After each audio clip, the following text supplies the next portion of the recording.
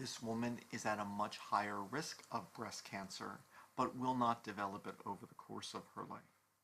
When she was conceived, one of her parents gave her a normal allele for the BRCA1 gene on chromosome 17, while the other gave a non-functional allele, a mutant allele.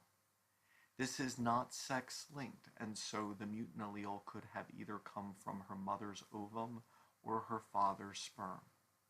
Since BRCA1 is a tumor suppressor protein, and tumor suppressor proteins are functionally recessive, then as long as there is one normal copy of the gene in a cell, enough tumor suppressor will be made which will regulate the cell cycle, promote DNA repair, and prevent cancerous growth. So this woman will not develop breast cancer over the course of her life. When she makes gametes, half of her gametes will carry the normal allele, while half of her gametes will pass on the mutant allele to her offspring.